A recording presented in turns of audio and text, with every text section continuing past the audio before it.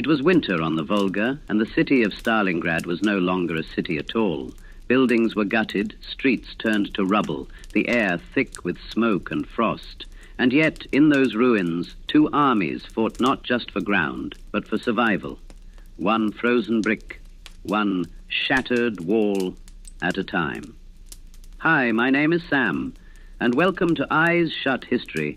Before we march into this battle, I would like to ask you, if you like these stories and feel you learned something from these videos, then please like, comment, and subscribe. It really helps me to make more videos for you guys. Now sit back, relax, and let your eyes shut to history. The battle began in the summer of 1942, when German forces surged eastward.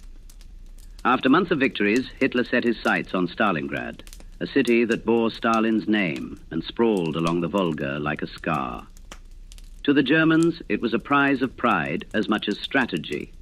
Seize Stalingrad, and they could choke Soviet supply lines, humiliate their enemy, and claim a glittering symbol of conquest. To the Soviets, it was something simpler: survival. Stalingrad could not fall, because if it did, the Volga might carry defeat deep into the heart of Russia. In the early days, the Germans advanced swiftly, their tanks grinding across the steppe, their aircraft turning fields and villages into blackened craters. The Soviet defenders retreated, burning what they could, destroying bridges, sabotaging rail lines. Civilians packed what little they owned and fled east, though many stayed, either by choice or because there was nowhere to go. When the Germans reached the outskirts of Stalingrad, the city already trembled with fear. By September, the Luftwaffe had turned Stalingrad into rubble. Bombs fell daily, reducing factories, schools, and homes into heaps of shattered stone and twisted iron. The Volga ran black with smoke. Civilians crowded in basements, clutching children, listening to the endless thunder above. When the dust settled, the city was barely recognizable. One survivor recalled there was no Stalingrad anymore, only ruins and death. Yet in those ruins, the Soviets dug in. The defense of Stalingrad was unlike any other battle. Soviet soldiers fought not for miles of territory, but for inches. A single building might change hands half a dozen times in a day. Stairwells became front lines. Kitchens, bedrooms, and cellars turned into fortresses. Soldiers called it Rattenkrieg, rat war, because men crawled through sewers, basements, and holes in walls to ambush each other. The fighting was intimate, brutal, and constant. A German squad might seize a floor of a factory, only to find Soviets still hiding in the rafters above or the cellars below. Grenades rolled down staircases, machine guns rattled from windows, knives flashed in close quarters. Sometimes battles were fought across the same wall, men on one side, men on the other, firing blindly through cracks and holes. The Soviets clung to every scrap of ground. Stalin's infamous order, "Not one step back," was more than propaganda. NKVD units stood behind the front lines, ready to shoot deserters. Soldiers caught retreating were branded cowards and executed. But beyond fear, there was a strange resilience. The city had become a symbol of defiance, and the defenders knew they were fighting not just for themselves, but for all of Russia. Supplies were ferried across the Volga under constant bombardment. Barges and boats carried reinforcements, ammunition, and food into the city, often under fire from German aircraft and artillery. Many never made it. The river became a graveyard of sunken boats, yet still they came. Soldiers disembarked into smoke and rubble, often with no idea if they would last a day. One recalled stepping ashore and being told simply, "The enemy is everywhere." He soon found that was no exaggeration. For civilians trapped in the city, life was a nightmare. Food was scarce, water polluted, medicine almost non-existent. Families huddled in cellars, emerging only to search for scraps amid the rubble. Some starved, others froze. Children scavenged for wood to burn, dodging shell fire as casually as if playing games. To live in Stalingrad was to endure hunger, cold, and the constant presence of death. German soldiers, too, found themselves in a hell they hadn't expected. They had marched east, dreaming of swift victories, only to be dragged into a war of attrition in ruins that erased the advantage of tanks and aircraft. Machine guns jammed with dust, supplies ran low, and the enemy seemed to appear from every shadow. One German officer wrote bitterly, "Every building is a fortress. Every pile of rubble hides a sniper." Snipers became legends in Stalingrad.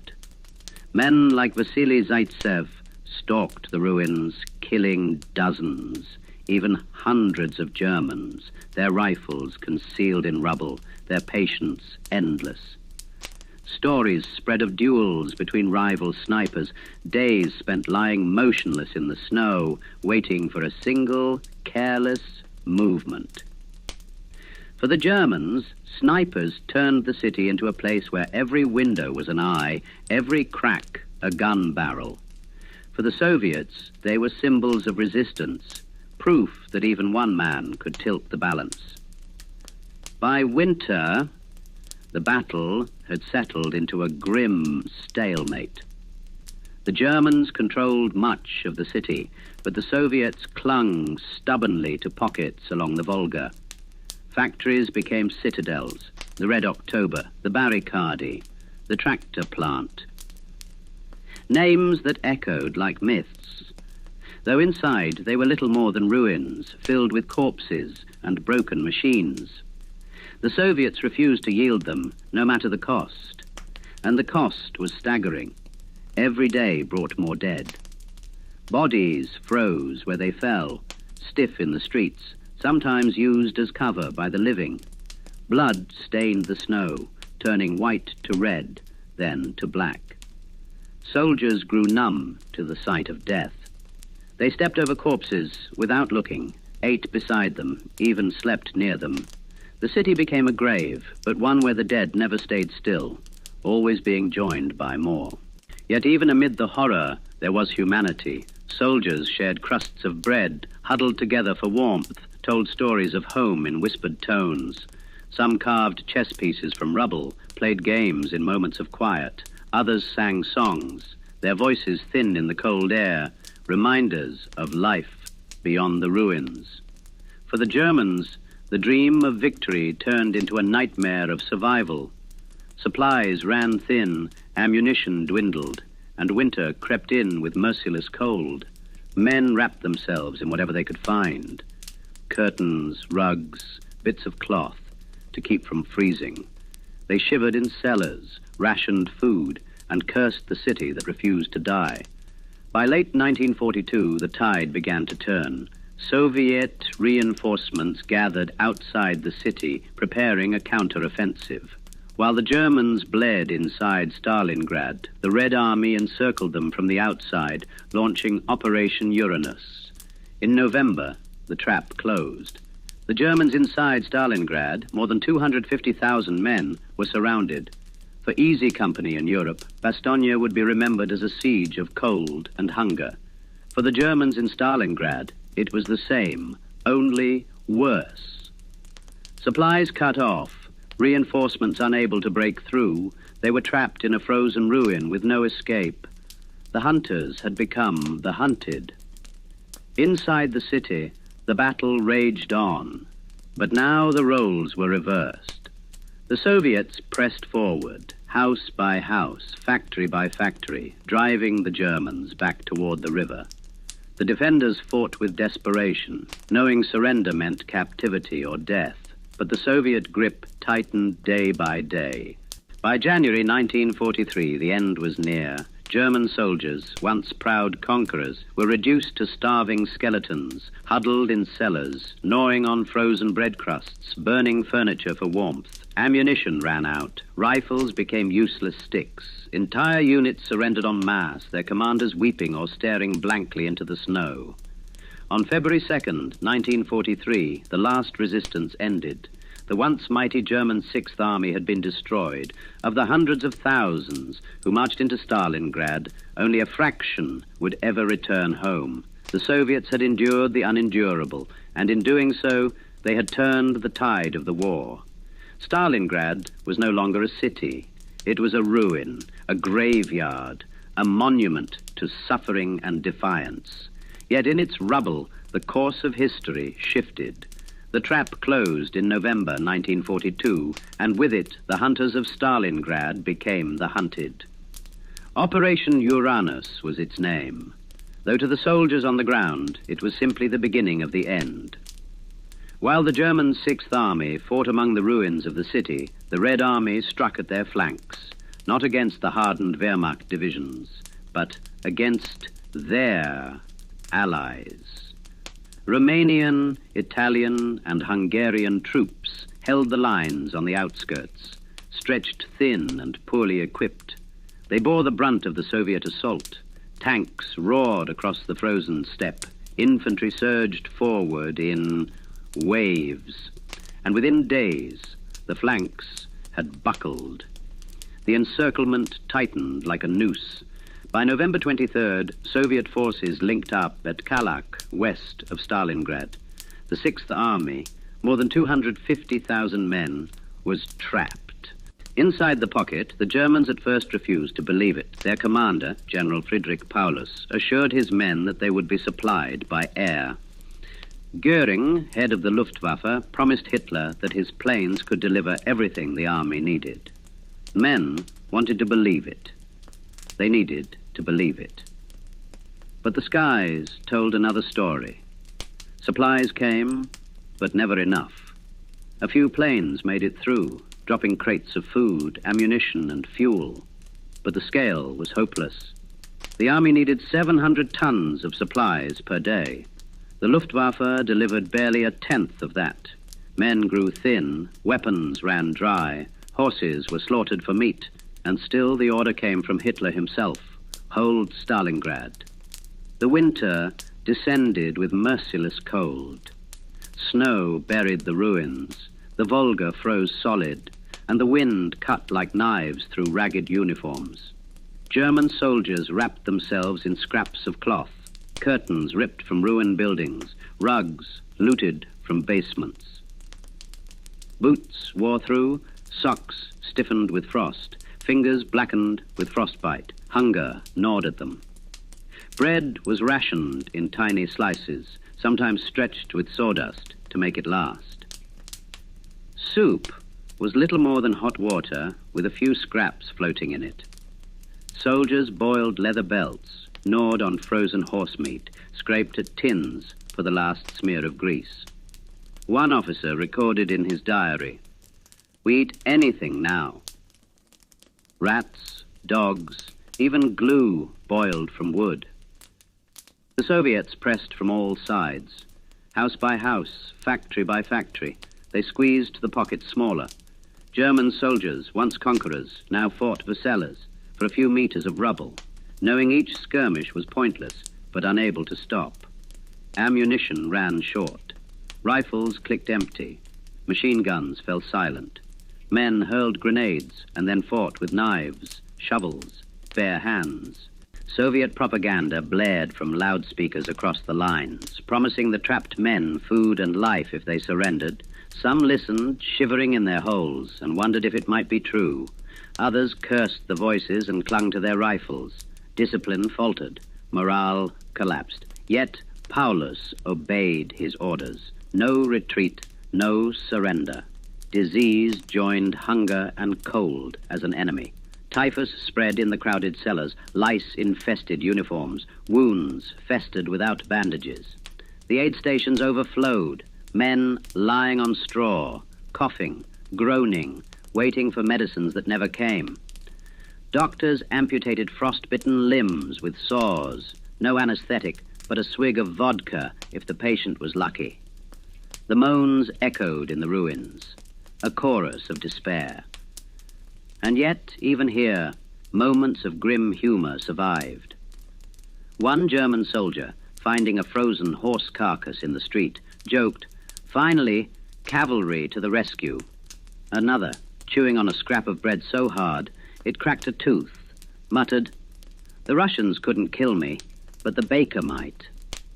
Laughter was thin, but it was human, and it kept despair from consuming them completely. As December bled into January, the pocket shrank. The Soviets advanced block by block, street by street, their artillery pounding what was left of the city into dust. German soldiers clung to cellars and bunkers, fighting until overrun, surrendering in groups too weak to resist. Inside his headquarters, Paulus faced the impossible. His army was dying. Officers begged him to break out, to save what men remained. But Hitler's orders were clear: fight to the last man. Paulus, a career officer, obeyed. To disobey was unthinkable, and so the men fought on, not for victory, but for survival measured in hours. By late January, the Sixth Army was in fragments. The northern pocket collapsed first, entire divisions surrendering en masse. In the south, Paulus and his staff huddled in a cellar of the department store that served as their headquarters. The building shook with artillery, dust falling from the ceiling, maps spread out across tables that no longer mattered. On January 31st, Paulus surrendered his southern group to the Soviets, a field marshal of the German army captured alive. Hitler had expected him to take his own life. Instead, he laid down arms, his men too broken to continue. 2 days later, on February 2nd, the last remnants in the north surrendered as well. The battle was over. The city that was no longer a city had claimed an army. The numbers are staggering.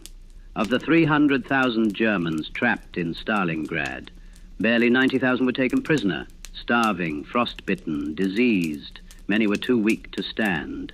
They staggered into captivity, skeletal, hollow-eyed, their once proud uniforms in tatters. Few would ever see Germany again. Less than 6,000 survived the gulags to return home after the war. For the Soviets, the victory was immense, but it came at a terrible price. Estimates of Soviet dead run into the hundreds of thousands. Civilians had suffered beyond measure. The city itself was destroyed, a wasteland of ruins and corpses. Yet the Red Army had endured. They had stopped the German advance, turned the tide, and shown the world that Hitler's armies could be broken. For those who lived at Stalingrad was not numbers. It was hunger, frost, smoke, and rubble. It was the sound of boots crunching over frozen corpses, the sight of comrades falling in stairwells, the taste of stale bread, stretched too thin. It was humanity stripped bare, survival reduced to its most brutal form. And when it was over, when silence finally fell over the ruins, the survivors were left not with triumph, but with emptiness. Because how do you celebrate when a city has died around you? The final weeks in Stalingrad were not battles in the traditional sense. They were a slow grinding down of men, of hope, of everything that had once resembled an army or a city. By January 1943, the Sixth Army was a shadow of itself. The divisions that had marched proudly into Russia now existed only on paper. Companies were reduced to squads, battalions to a handful of men. Commanders scrawled reports that listed hundreds of missing soldiers, their names replaced with a single word: verschollen. Vanished. In the ruins, the fighting became almost absurd in its intimacy. Germans and Soviets fought for rooms, not buildings.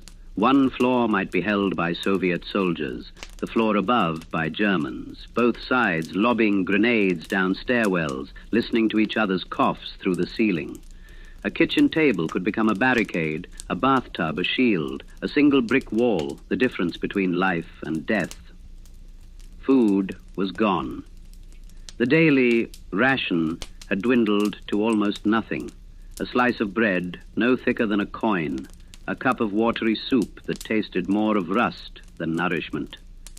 Men boiled wallpaper glue, gnawed on frozen horse meat, fought over the chance to catch a rat.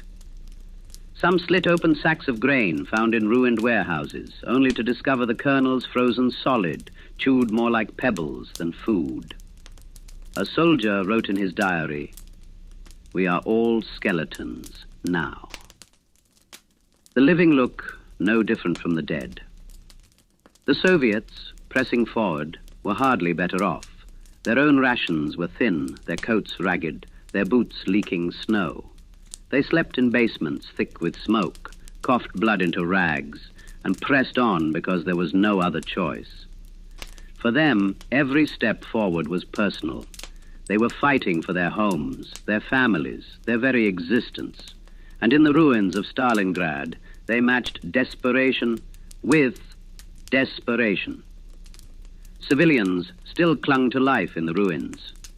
Families hid in cellars, children wrapped in rags, their faces gaunt with hunger. They scavenged alongside soldiers, digging through rubble for scraps of wood or coal. Some begged from German troops who had nothing to give. Others begged from Soviets who had just as little. One boy was found gnawing on a piece of frozen leather, his eyes blank. He was too weak to run, too numb to cry. Disease spread like fire in dry grass. Lice infested every uniform, every blanket. Typhus and dysentery swept through the starving population. Coughs echoed in every cellar, men hacking until they spat blood. The wounded lay untreated, their bandages unchanged for weeks. Their bodies rotting slowly as comrades stepped over them. And still, the battle went on. Soviet artillery pounded the German pocket relentlessly. Shells tore through walls already cracked, blasted craters in streets already shattered. The sound was constant, a rolling thunder that never stopped. German soldiers crouched in basements, hands over ears, teeth rattling in jaws, waiting for each barrage to pass. Some prayed, some cursed. Some simply sat in silence, their minds already broken. Discipline dissolved. Orders from Paulus and his staff mattered little to men who had no ammunition, no food, no strength. Units disintegrated into scattered groups, each huddled in whatever shelter they could find.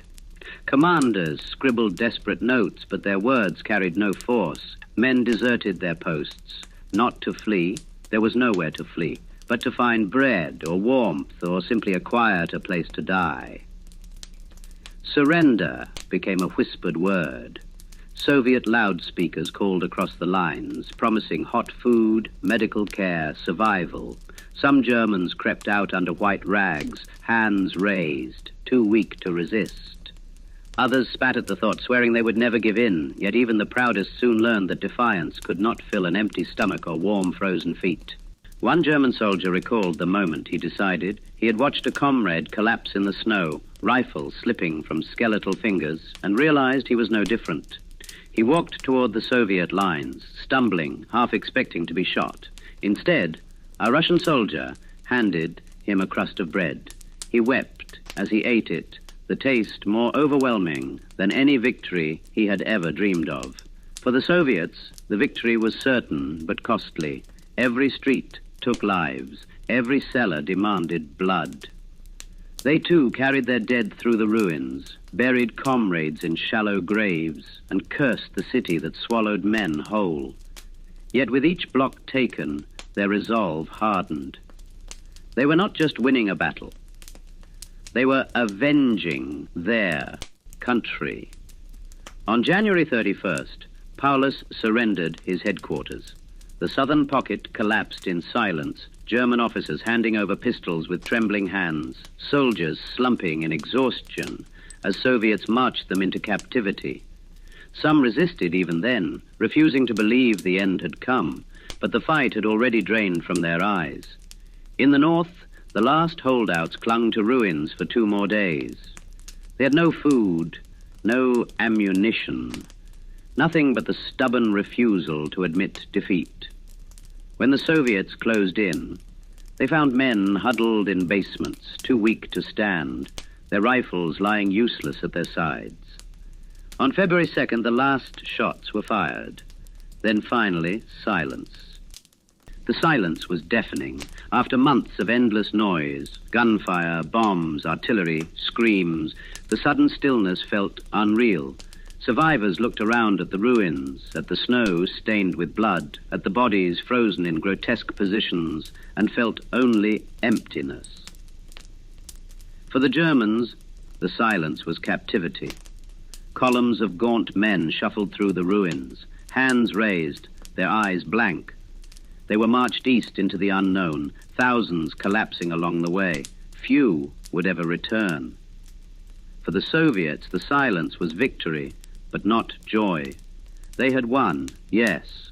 They had broken the invincible German army, yes, but at a cost measured in oceans of blood. They walked through the city of their triumph and found only ashes. For the civilians, the silence was survival. A city once filled with 500,000 people now held a fraction of that number, many starving, many broken. They crawled from cellars into the ruins and tried to imagine rebuilding. Stalingrad was not a victory in the way soldiers dreamed of victory. It was not flags raised over proud buildings, not parades through liberated streets. It was ruin, it was hunger, it was death, and it was, above all, endurance, the sheer, stubborn refusal of a city to die. Life in Stalingrad was measured not in days or weeks, but in moments. A burst of gunfire, a rush across open ground, the warmth of a cigarette shared between two soldiers. The city, if it could still be called that, dictated its own rhythm. Attack, counterattack, silence, then more death. Factories became battlegrounds. The Red October steel plant, the Barricadi munitions works, the tractor factory, once places of labor, now fortresses. Their shattered walls and twisted machinery provided cover for both sides. Soviet workers had once built tanks there. Now, soldiers fought over the same assembly lines with rifles and grenades. Germans stormed through machine halls littered with gears and broken engines, only to be driven out by Soviet counterattacks crawling through the rubble. One veteran recalled that a single hall could take weeks to capture, change hands a dozen times, and still never be fully won. Snipers haunted the ruins. To the Soviets, they were heroes, names whispered like legends. Vasily Zaitsev, Anatoly Chekhov, and others less famous, but no less deadly. They lay in wait for hours, even days, their rifles hidden under bricks, their eyes unblinking as they watched for the glint of a helmet or the twitch of a shadow. German soldiers learned to fear the city's silence, because in silence there were snipers. Men moved cautiously, helmets pulled low, always expecting death from nowhere. The duel between Zaitsev and the German sniper ace, sent by Berlin, whether fact or myth became a story, passed from trench to trench, proof that even in a ruined city, war could be distilled into two men locked in patience and fear. The city forced adaptation. Soldiers smashed holes through walls to move between buildings without stepping outside. They dug tunnels under rubble to surprise enemies in the next street. Every street crossing was a death trap. Every open square a shooting gallery. To live was to stay low, stay hidden, and trust the ruins more than the orders of generals. Food was always at the edge of thought. German soldiers scoured basements for sacks of grain, even if the kernels were frozen or rotted. Soviet defenders survived on bread stretched with sawdust, soup brewed from anything that could be boiled. Civilians traded scraps like currency, a piece of bread for a blanket, a dead rat for a shard of soap. Hunger gnawed until it dulled the mind, making soldiers careless, making children silent. Water came from melted snow, often dirty with ash or blood. Men scooped it into helmets, drank greedily, and accepted the sickness that followed. Fires were lit with splintered furniture or books ripped from libraries. Entire volumes of Tolstoy and Pushkin went up in smoke, their words feeding flames that kept one more soldier alive for one more night. Winter clothing was scavenged from the dead. A frozen coat pulled from a corpse might mean survival. Soviet soldiers wrapped their feet in rags, stuffed newspapers into boots. Germans tore curtains from apartments, draped rugs across shoulders, anything to keep out the bitter cold. Frostbite crept silently, first a numb toe, then a blackened foot. Medics amputated with saws, the screams muffled by snow and gunfire. Civilians lived like ghosts in the ruins. Families huddled in cellars with the rats, their children's faces hollow. They boiled wallpaper paste for food, melted snow for water, burned broken chairs to keep frostbite at bay. Some were caught in crossfire, some pressed into carrying supplies, some simply endured, waiting for the day when the shooting might stop. One woman later remembered clutching her child as shells rained down, whispering, "If we live, you'll remember. If we die, no one will." Amid the horror, there were slivers of strange normality. Soldiers played chess on boards scratched into floors, the pieces carved from rubble. Cigarettes were lit with burning pages of propaganda leaflets. One German soldier scribbled letters home, promising victory soon, though he already knew it was a lie. A Soviet defender carried a violin into the ruins, playing for comrades during lulls, the notes trembling through walls that had once echoed with factory machines. Dark humor was survival. A Soviet soldier joked, "At least the Germans can't bomb us anymore. There's nothing left to bomb." His comrades laughed, coughing smoke into the air. Germans, starving, quipped about General Winter being the Red Army's best commander. Laughter was brittle, but it was a weapon against despair. Death was constant. Bodies froze in the streets, half buried in snow, used as cover by the living. Soldiers stepped over corpses without looking, not out of cruelty, but necessity. To pause was to die. The dead became part of the city, silent, uncomplaining, a grim reminder of what waited for everyone. And yet, amid the ruins, life persisted. A Soviet nurse carried wounded men across rubble under fire, her uniform stained with blood and ash. A German medic treated Soviet prisoners, sharing the last of his bandages.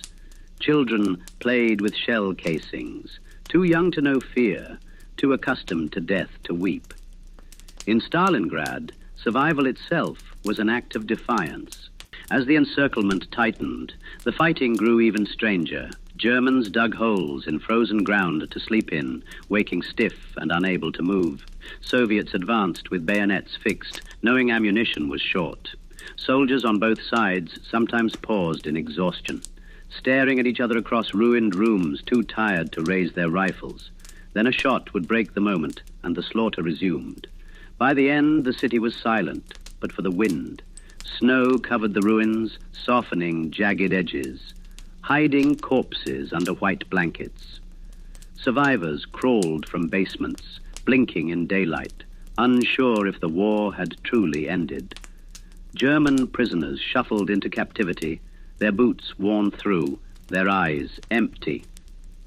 Soviet soldiers stood among the ruins, rifles slung, staring at what little remained of their city. The Battle of Stalingrad was not just a turning point in the war. It was a crucible of humanity stripped bare. It was what happened when pride met endurance, when ambition met desperation, when an army met a city that refused to die. When the last shots faded and the city fell silent, Stalingrad was no longer a battlefield. It was a graveyard that breathed. The snow lay heavy over the ruins, covering the shattered factories and collapsed apartments, blanketing corpses that had frozen where they fell. Chimneys stood like jagged teeth, staircases led nowhere, and the Volga, once a lifeline, now carried only fragments of ice and the memory of barges sunk months before. The city had been fought over brick by brick. Now, there were no bricks left unscarred. For the Soviets, victory was real but hollow. They had broken the German Sixth Army, destroyed what Hitler had once called invincible, and turned the tide of the war. Yet as they walked through the ruins, stepping over corpses of friend and foe alike, there was little cause for celebration. They had won a city, but at the cost of nearly everything inside it. Soldiers stumbled through the wreckage, uniforms in tatters, eyes sunken from hunger and exhaustion. They were alive, yes, but only barely. Many carried wounds half healed, bandaged with scraps of cloth, infections crawling through their blood. Others limped on frost-bitten feet, the blackened flesh hidden inside boots stuffed with straw. Yet still, they moved forward, because survival meant movement. Some allowed themselves small moments of triumph. A Soviet squad raised a tattered red flag over the ruins of a factory wall, cheering weakly as the cloth flapped in the bitter wind. Others carved names into bricks, leaving proof that they had endured. But most were too drained to celebrate. They sat in the snow, rifles across their knees, smoking thin cigarettes and staring at the ruins. Victory, they realized, could look very much like exhaustion. For the civilians, the aftermath was survival of another kind. Families crept out of basements where they had lived like moles for months, blinking in the daylight, carrying children wrapped in rags. They looked upon their city and saw not homes, but ruins, not streets, but scars. The hunger did not vanish with victory. The cold did not relent. For many, the end of the battle was not the end of suffering, only the beginning of a new struggle to live among ashes. Children scavenged for food among corpses, prying bread crusts from frozen hands, digging through pockets of dead soldiers for anything of use. Women gathered firewood from collapsed roofs, dragged beams from ruins to make crude shelters. Old men shoveled snow from cellars, muttering prayers under their breath. Life, such as it was, began again, fragile, haunted, but stubborn. For the Germans, the aftermath was captivity. The survivors of the Sixth Army, skeletal, frost-bitten, hollow-eyed, were marched into the snow. They carried no rifles, no banners, no pride. Some limped, some crawled, some collapsed where they stood. Soviet guards prodded them onward, herding them like cattle into long columns that snaked away from the ruins. The march into captivity was itself a death sentence. Men with frost-bitten feet left bloody trails in the snow. Starving bodies gave out, crumpling into the roadside, too weak to rise. Comrades glanced down and then forward again. To stop was to join them. Of the 90,000 taken prisoner, fewer than 6,000 would ever see Germany again. The rest would vanish into Soviet labor camps, their bones buried far from home. Some German officers tried to hold on to dignity. They saluted when surrendering, stood straight in their ragged uniforms, handed over pistols with steady hands. Others broke down entirely, weeping, begging for mercy, collapsing at the feet of their captors. Paulus, once commander of an army, sat silently in Soviet custody, his eyes blank. He had become the first field marshal in German history to be taken alive, and in doing so shattered the myth of German invincibility. For the Soviets, the prisoners were both trophies and burdens. They were paraded through Moscow months later in a show of triumph. Ragged, starving men marched under banners declaring the victory of Stalingrad. Crowds watched in silence, neither pitying nor jeering, just witnessing. After that, the prisoners disappeared into gulags, where cold and hunger finished what the battle had begun.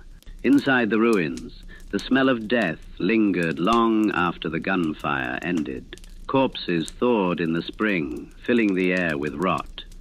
Soldiers tasked with clearing them piled bodies into mass graves, sometimes burning them when the ground was too frozen to dig.